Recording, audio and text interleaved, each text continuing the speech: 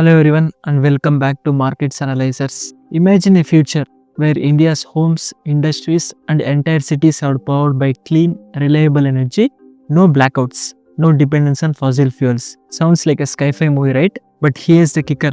India has an ambitious target to achieve 100 gigawatts of nuclear power by 2047. Currently, we are not even at 7 gigawatt. That's like trying to jump from a bicycle straight after a rocket. The question is, can India really pull this off? Or is this just another tall promise? Let's find out. Before we dive deep, let's address the elephant in the room. Why is India even focusing so much on nuclear energy? Simple answer. Clean, consistent and powerful. Unlike solar or wind, nuclear doesn't care if the sun is shining or the wind is blowing. It's like having an energy generator that works 24/7, 365 days a year without emitting greenhouse gases. And with our energy demand skyrocketing, especially with AI, electric vehicles and digital infrastructure growing rapidly, nuclear energy might just be the answer. Now here's the bold claim. India wants to jump from around 7 gigawatt to 100 gigawatt of nuclear power in the next 2 decades. To put this in perspective, that's like adding the power capacity of over 14 Kudankulam nuclear power plants. But is it even possible?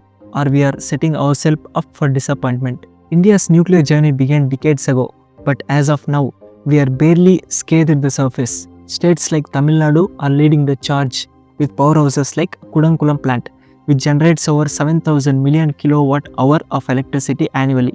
But here's the shocker, despite these big plants, nuclear energy still makes up less than 2% of our total energy mix. That's like having a luxury sports car, but only using it to drive to the grocery store.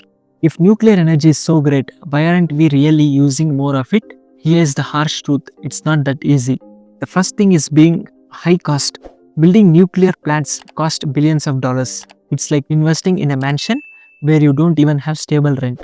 The next one being regulatory hurdles. Nuclear power comes with strict safety regulations, and rightfully so.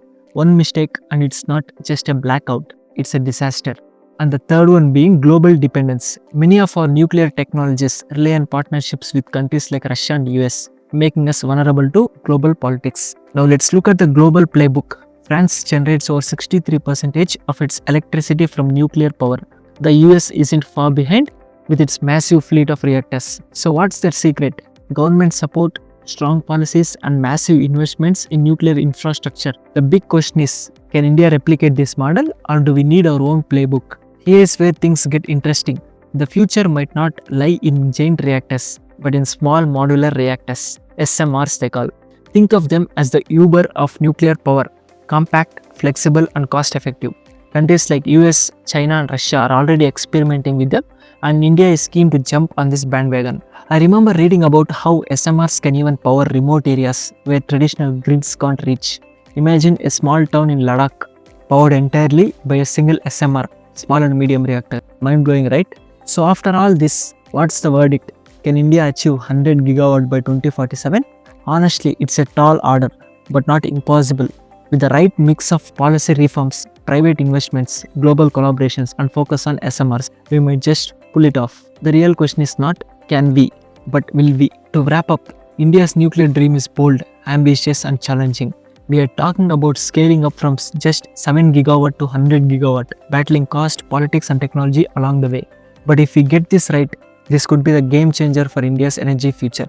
So what do you think? Is India's nuclear target realistic? Are we aiming too high? Drop your thoughts in the comments below. I'd love to hear your take. And if you enjoyed this deep dive, hit that like button, subscribe for more content like this. Don't forget to share it with your friends who love discussing India's future. Thanks for watching.